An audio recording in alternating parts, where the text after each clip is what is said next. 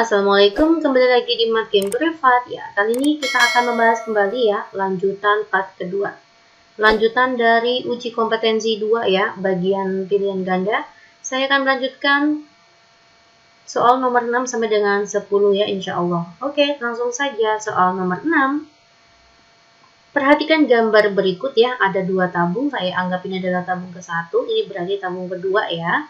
Jika kedua larutan tersebut mendidih pada suhu yang sama, oh ternyata titik didih larutannya itu adalah sama. Derajat ionisasi larutan NaCl adalah ditanya alfanya NaCl. Oke guys, apabila mendidih dengan suhu yang sama dan pelarutnya sama, maka nanti artinya delta Tb-nya itu juga sama. Ya, saya akan buat ya delta Tb1 sama dengan delta Tb pada tabung yang kedua. Pada tabung yang pertama adalah NaCl, rumusnya delta Tb itu apa? M dikalikan Kb, NaCl ini adalah senyawa elektrolit ya. Jadi tabung 1 itu senyawa elektrolit, maka saya kalikan dengan faktor Van Hoff. Nah, pada tabung kedua itu sama saja rumusnya, M dikalikan Kb, tabung kedua itu adalah urea. Urea itu adalah non-elektrolit. Karena non-elektrolit maka saya tanpa I, gitu ya guys. Nah, Kb-nya saya coret saja, karena pelarutnya sama. Saya masukkan rumus molalitas saja ya. Oh, ternyata molalnya ini udah ada 0,1 untuk NaCl. I-nya nanti nggak tahu. Nah, untuk CONH22 ini juga ya 0,2 molal. Nanti I-nya ketemu ya, Dek. 0,2 dibagi dengan 0,1. I-nya ketemu 2. Nah, sekarang kita akan mencari alfanya. Rumusnya I atau faktor Van Hoff itu adalah 1 plus N-1 kalikan alfa. I-nya adalah 2, 1 plus. Nah, ini NaCl jumlah ionnya berapa? Kita akan buat di sini ya. NaCl itu terion menjadi Na plus dan Cl min. Maka nanti jumlah ionnya itu adalah 2. 1 tambah 1. Gitu ya guys. 2 dikurangi 1 kalikan alfa. Oke. 2 kurangi 1 itu adalah 1. 2 kurangi 1 adalah 1. 1 kali alfa, alfa. Iya, maka alfanya sama dengan 1. Oke, semoga kalian semuanya paham. Kita masuk ke soal nomor 7 ya. Ini juga ada tabung ya, tabung A sama tabung B. Pernyataan yang tepat mengenai kedua larutan tersebut. Pada tabung A itu terisi dengan KCl ya, GT-nya. GT-nya itu adalah 1,49 gram ya. MR-nya KCl adalah 74,5. Masanya air ya, GP-nya adalah 100 gram. Pada tabung kedua, yaitu tabung B, itu ada glukosa ya. Glukosanya 3,6 gram. MR-nya glukosa adalah 180. Gram pelarutnya adalah 100. Nah, di sini ada tekanan uap, titik didih, titik beku, begitu ya guys. Oke, saya akan mencari coba untuk titik didih terlebih dahulu ya. Pada larutan A, kita akan mencari delta Tb-nya terlebih dahulu. Rumusnya adalah M dikalikan Kb dikalikan I, karena dia adalah larutan elektrolit ya. Molalitasnya saya akan hitung terlebih dahulu. 1,49 dibagi dengan MR-nya itu 74,5 dikali dengan 1000 dibagi dengan 100. Kb-nya saya biarkan saja dalam bentuk Kb. Nah, sedangkan I-nya karena KCl itu adalah elektrolit kuat, maka alfanya 1 terionisasi sempurna, maka nilai I sama dengan jumlah ionnya. KCl itu jumlah ionnya adalah 2, maka saya masukkan I-nya 2. Begitu ya guys. Caranya 1000 dibagi 100 itu adalah 10. 1,49 dibagi 74,5 adalah 0,02. 0,02 saya kalikan 10 ya. Lalu saya kalikan 2. Ya, ini delta Tb-nya itu adalah 0,4. 0,4 Kb ya. Selanjutnya, pada larutan B atau pada tabung B ya, saya akan menghitung dulu delta Tb-nya. Delta Tb-nya adalah molalitas GT dibagi dengan MR dikalikan 1000 ya. Ini pelarutnya sama ya, maka Kb-nya pun juga sama. Saya masukkan sini Kb, lalu tanpa I. Kenapa? Karena glukosa adalah non-elektrolit. Ya, ini berapa, Dek? Ini 10 ya. Hasilnya adalah 0,2 Kb. Nah, oke. Dari sini kita akan mencari titik didih larutan A ya. Titik didih larutan A itu rumusnya adalah titik didihnya pelarut ditambah dengan delta Tb. Karena pelarutnya air, maka saya kasih 100 derajat Celcius. Saya tambah dengan 0,4 Kb. Nah, untuk titik didih larutan B, maka nanti rumusnya adalah titik didihnya pelarutnya sama ya, 100. Saya tambah dengan 0,2 Kb. Nah, dari sini kita bisa peroleh titik didih larutan A lebih besar daripada titik didih larutan B. Ya, oke ya. Saya langsung aja ya. Jawabannya adalah B. Ini kebetulan sekali ya, B sudah dinyatakan benar. Oke? Silakan kalau kalian ingin menghasilkan angka yang tidak ada Kb-nya, boleh. Nanti Kb-nya kalian ganti dengan 0,52. Ya, inilah nilai Kb untuk pelarut air. Ya, tinggal kalian ganti Kb-nya dengan angka 0,52. Paham ya, Dik ya? Oke, saya lanjut aja ke soal nomor 8. Suatu larutan dibuat dengan menambahkan H2SO4 98%. Ini H2SO4 pekat ya. Masa jenisnya adalah 1,83 ke dalam 100 mili. Ini berarti nanti volume larutannya ya, itu adalah 100 mili. Ini berarti volume yang sudah encer ya. Yang sudah encer itu adalah 100 mili. Ya, oke. Pada suhu 27 Celcius, ternyata tekanan osmotiknya adalah 29,52 atm. Pertanyaannya, berapakah volume asam sulfat pekat yang ditambahkan? Ditanya volume H2SO4 awal ya, atau pekatnya, atau yang ditanya itu adalah V1. Ini sebenarnya tipe pengenceran ya, rumusnya kayak gini, M1 kalikan V1 sama dengan M2 dikalikan V2 ya. Untuk membuat 100 mili, maka ini dikatakan V2 nya 100 mili ya. Oke ya. Konsentrasi awalnya berapa? Didapat dari ini deh. Asam sulfat pekat itu memiliki 98% kadarnya, massa jenisnya 1,83. Kita bisa menggunakan rumus konsentrasi jika diketahui kadar itu adalah persentase dikali 10 dikali massa jenis dibagi dengan MR-nya. Ya, kadarnya adalah 98% dikalikan 10, massa jenisnya 1,83 dibagi dengan MR-nya asam sulfat 98. Gitu ya, Dek, ini hilang. Ya, maka nanti 18,3 M. Ini adalah konsentrasi asam sulfat yang sudah pekat. Saya masukkan, yang masih pekat ya, 18,3. V1-nya nggak tahu. Paham ya? Nah, M2-nya mana, Mbak? Oh, ternyata larutan tersebut memiliki tekanan osmotik sebesar 29,52. Saya tuliskan di sini ya. Rumusnya tekanan osmotik itu adalah MRT. Saya kalikan I. Kenapa? Karena terlarutnya adalah senyawa elektrolit.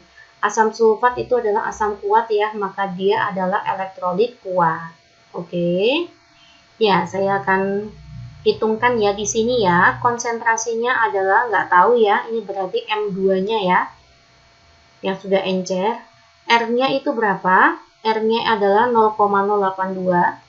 Karena ini adalah tekanan osmotik larutan yang sudah terbentuk ya, maka M-nya M yang sudah encer. Suhunya gimana, Mbak? Suhunya itu wajib Kelvin. Karena ini Celcius, maka nanti Celcius ditambah dengan 273. Nah, I-nya berapa, Mbak? Jika asam sulfat itu adalah asam kuat, ya, elektrolit kuat, maka nilai I sama dengan jumlah ionnya. Asam sulfat itu jumlah ionnya ada berapa? Ada 3, ya. H-nya 2, SO4-nya 1.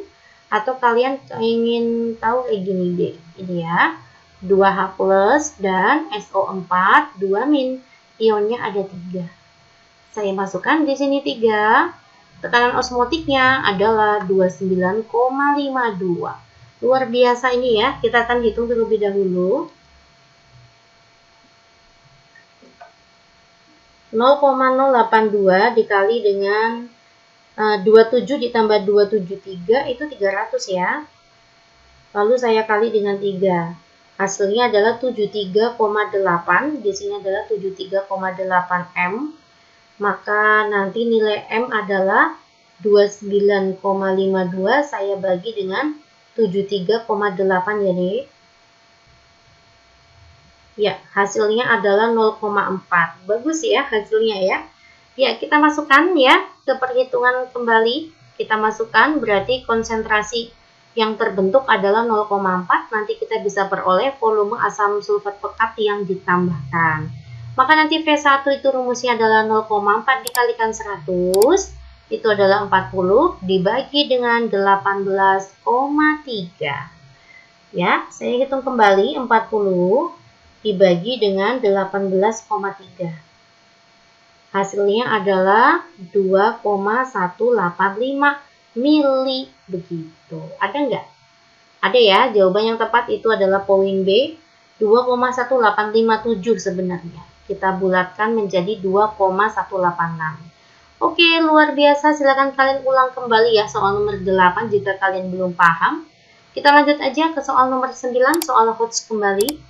Sebanyak 15,8 gram senyawa XAYB.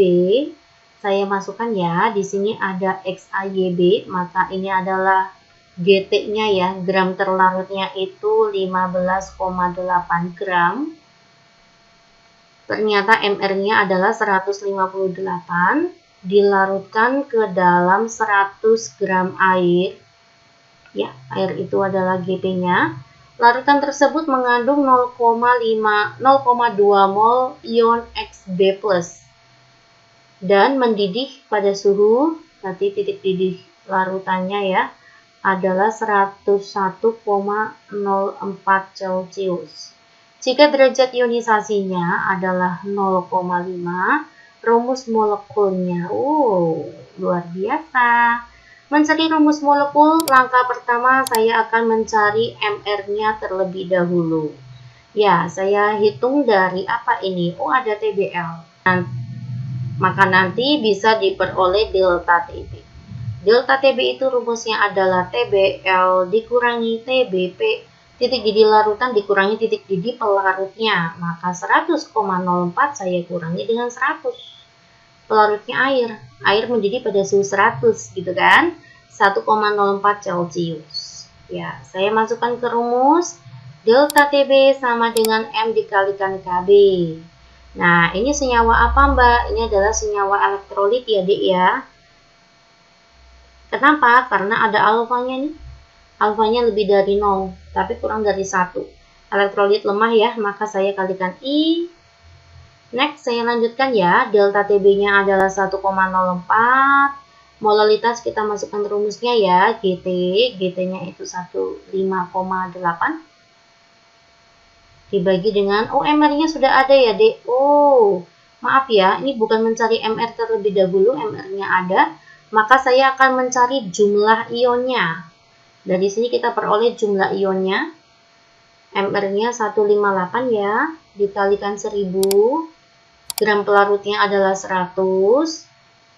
Hasilnya adalah 1,08. Dikalikan KB ya. KB-nya jangan lupakan 0,52. Lalu saya kalikan I saja ya. Oke, kita akan hitung. 1000 dibagi 100 adalah 10. 15,8 dibagi 158 itu adalah 0,1. Maka nanti nilai I sama dengan 1,04 dibagi 0,52. Ya, hasilnya itu adalah 2 ya. Nah, setelah kita ketemu I-nya, maka saya masukkan faktor Van Hoff itu rumusnya adalah 1 plus N-1 kalikan alfa. I-nya kan 2 ya, 1 ditambah. N itu adalah jumlah ionnya, kita nggak tahu, dikurangi 1. Alfanya itu 0,5. Oke. Ini punya ruas ke kiri ya, maka saya masukkan sini 1. Ini kita kalikan pelangi, maka menjadi 0,5 N dikurangi 0,5. Ya, kita pindah ruas ke kiri ya. 1 ditambah 0,5 itu adalah 1,5. Sininya 0,5 N. Begitu ya, Dek. Maka N sama dengan 1,5. Saya bagi dengan 0,5. Itu kan jawabannya adalah 3. Oke. Jadi, larutan elektrolit tersebut itu memiliki 3 ion. Oke ya, Dek ya. Mana yang 3 ion? Ini tidak mungkin. Ini ada 4 ion ya, 1 tambah 3 itu 4, ini ada 5 ion, salah. Berarti yang 3 ion itu kalau nggak B ya C. Nah, sekarang kita harus mengionkan nih. Oke, kita akan coba cek ya, yang benar B atau C. Saya punya XaYB, ya senyawanya seperti itu ya. Maka akan terion menjadi XB plus ditambah Ya min.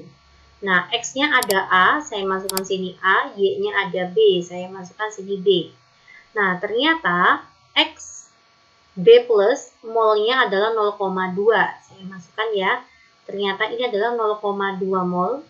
Nah, kita harus tahu ya molnya XaYB. Kita lihat di sini. XaYB masanya adalah 15,8, MR-nya itu adalah 158. Maka nanti rumusnya mol kan gram dibagi MR ya, dia adalah 0,1 mol. Nah, kalau ini 0,1, ini 0,2, maka nanti koefisien A-nya itu adalah otomatis 2. 2 per 1, ini kan koefisiennya 1, dikalikan 0,1, itu kan hasilnya 0,2. Nah, berarti A-nya 2 ya, kalau A-nya 2, berarti B-nya berapa? Maka B-nya 1. Karena di sini kita peroleh jumlah ionnya 3. Berarti kalau A-nya 2 ya otomatis B-nya itu juga jadi harus 1 ya.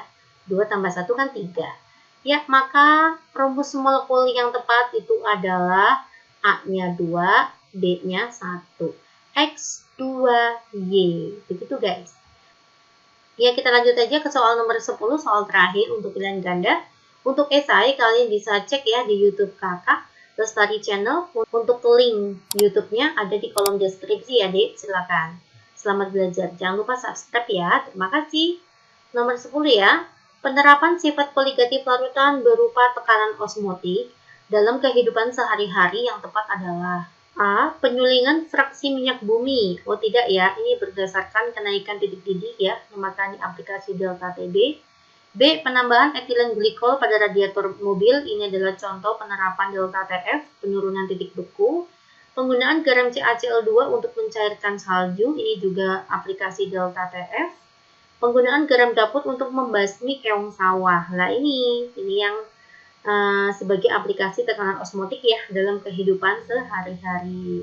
Pembuatan campuran pendingin sebagai bahan pembuatan es puter. Ini aplikasi Delta TF. Oke guys, terima kasih perhatiannya. Assalamualaikum. Simak kembali video makin privat lainnya.